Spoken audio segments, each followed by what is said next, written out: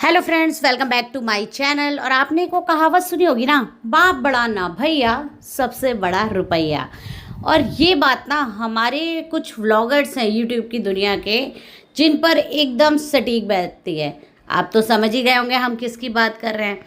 जी हाँ, हम खुलेआम क्लियर कट बात कर रहे हैं इब्राहिम फैमिली की, जिनके फादर आईसीयू में एडमिट हैं। उनकी सर्जरी होने वाली है या हो चुकी है, इसका भी क्लियर अपडेट नहीं है, लेकिन बाकी चीज़ों का क्लियर अपडेट आ चुका है।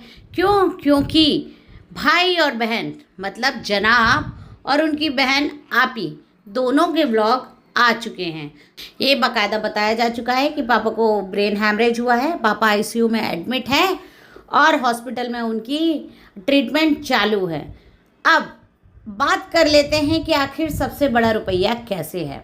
तो जब जनाब ने अपना व्लॉग अपलोड किया, कायदे से कहा तो ये गया, उस व्लॉग में शुरुआती ऐसे की गई कि मेरे पास बहुत मैसेजेस आ रहे थे, आप लोग जानना चाह रहे थे पापा की तबीयत कैसी है। मैंने आपको अपडेट नहीं दिया, मैंने सिर्फ इंस्टाग्राम पे एक स्टोरी लगाई थी। और बिकॉज ऑफ हर किसी की रीच इंस्टाग्राम पे नहीं है, बहुत से लोग हैं जो सिर्फ यूट्यूब ही देखते हैं, या बहुत से लोग हैं जो सिर्फ इंस्टाग्राम ही देखते हैं, तो इंस्टाग्राम पे तो उन्होंने स्टोरी लगा के इन्फॉर्म कर दिया था। बट यूट्यूब पे बताने के लिए उन्होंने बाकायदा एक वीडियो बनाया। अब मेरा कहना सिर्फ इतना है कि अगर आपको सिर्फ ये बताना था कि पापा को क्या हुआ है, पापा की कंडीशन कैसी है और डॉक्टर्स क्या कह रहे हैं, इसका video 2 minute, 3 minute, 4 minute is more than enough, उतने में आपकी बात कंप्लीट हो सकती थी। बट नहीं, उनका व्लॉग था 8 मिनट से ऊपर का। अब 8 मिनट से ऊपर का होने का कारण क्या होता है कि यूट्यूब की एक पॉलिसी है, अगर आपका वीडियो 8 मिनट से छोटा है तो जो एडवर्टीजमेंट लगेंगे वो शुरू में और एंड में लगेंगे। लेकिन अगर आपका व्लॉग 8 मिनट से बड़ा है तो एडवर्टीजमेंट आपके बीच में भी लगेंगे, और इसी को कहते हैं मोनेटाइज करना। क्योंकि जो एडवर्टीजमेंट चलते हैं उसका कुछ हिस्सा आपके पास भी आता है, और 8 मिनट से ऊपर के व्लॉग का जो रीच होती है, जो एक सर्टेन अमाउंट फिक्स होता है, वो भी ज़्यादा होता है। सेम कहानी इनकी बहन ने भी दोहराई। इनका भी यही कहना था कि पापा के लिए दुआ कीजिए, पापा के लिए दुआ कीजिए, आप लोग अपनी दुआओं में याद रखिए। पापा की तबीयत ख़राब है, हैदर की तबीयत ख़राब है, भाभी की तबीयत ख़राब है, घर भर में सबकी तबीयत ख़राब है, आप सबको दुआओं में याद रखिए। और ये दुआओं की स्टोरी सुनाने के लिए उन लोगों ने पूरे 9 से 9.5 मिनट ले लिए। यहाँ तक कि जो व्लॉग अपलोड किया गया उसमें ये बहुत क्लियरली था कि वो अपनी कहानी, जो भी बातें थी, वो सारी बातें अपनी 3-4 मिनट में ख़त्म कर सकते थे। बट नहीं, फिर उन्होंने कहा कि इफ्तार का टाइम हो गया है, हम आपसे इफ्तार के बाद मिलते हैं। फिर वो गए, उन्होंने अपना रोज़ा खोला, उसके बाद फिर आके उन्होंने अपनी बात कंटिन्यू की। क्योंकि तब तक उनका जो व्लॉग था वो 8 मिनट तक नहीं पहुंचा था। तो उस 8 मिनट को कंप्लीट करने के लिए फिर से लौटे और इन्होंने बाकायदा बताया कि क्या क्या घर में सिचुएशन है, क्या क्या सिचुएशन नहीं है। कहते हैं ना, चेहरा बोलता है, और वहाँ चेहरा बहुत कुछ बोल रहा था।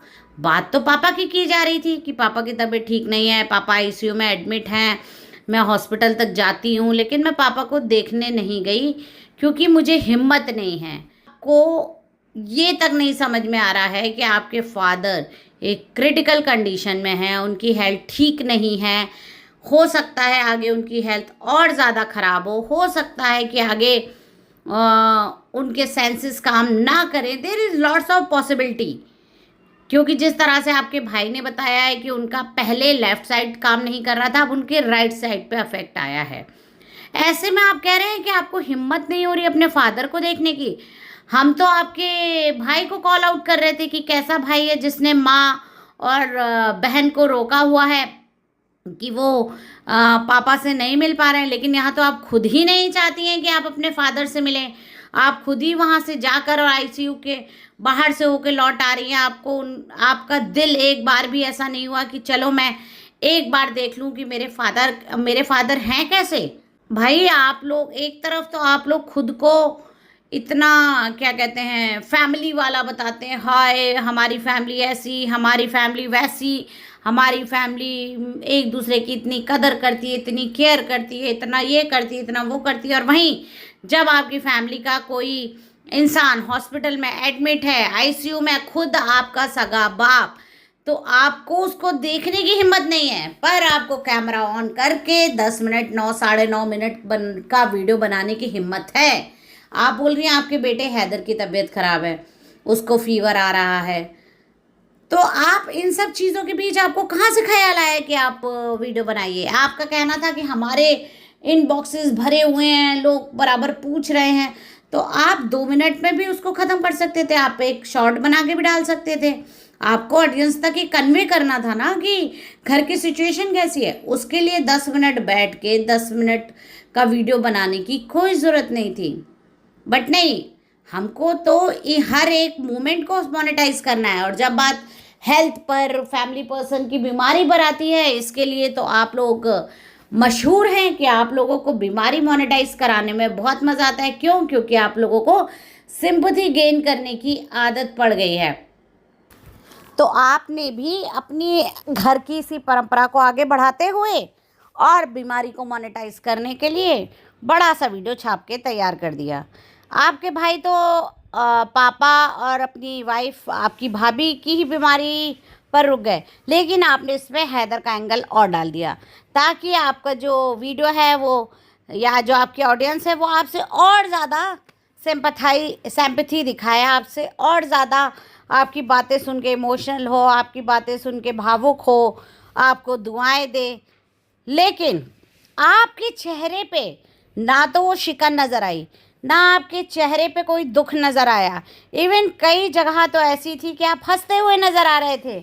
आपके फादर आईसीयू में एडमिट हैं और आप बकरीद सेलिब्रेशन की बातें कर रहे थे कि जिनकी ईद है उनको ईद मुबारक हो, जो ईद मना रहे हैं वो खुश रहें। अरे आपके दिमाग में ऐसी बातें आ कहाँ से जाती हैं?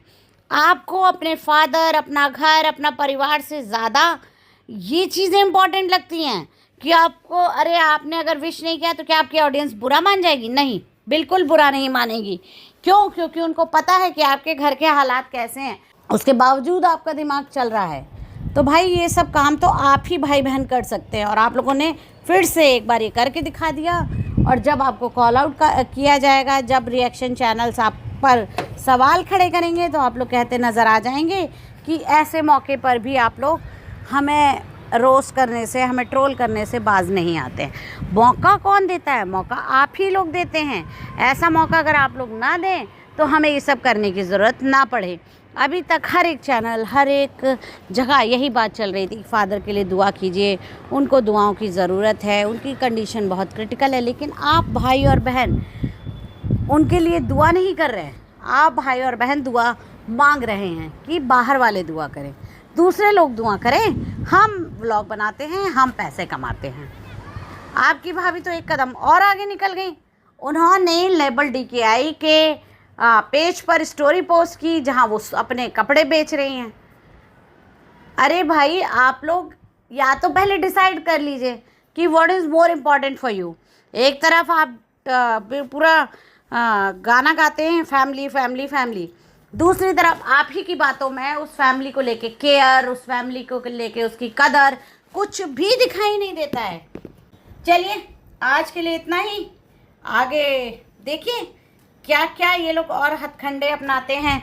अगर मुझे ये लगता है अगर पापा की सर्जरी हो गई होगी तो ज़्यादा से ज़्यादा 1-2 दिन में भाई और बहन दोनों के व्लॉग आने रेगुलर हो जाएंगे। क्यों? क्योंकि इस पूरी सिचुएशन को मोनेटाइज करना भी ज़रूरी है, ऑडियंस से सिंपैथी गेन करना भी ज़रूरी है। सारी चीज़ें बहुत इम्पॉर्टेंट है, और ऐसा गोल्डन चांस ये दोनों भाई बहन छोड़ दें, ये तो इम्पॉसिबल है।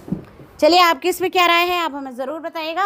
मिलते हैं आपको नेक्स्ट पॉडकास्ट के साथ, और हमें लाइक शेयर सब्सक्राइब करना बिल्कुल मत भूलिएगा।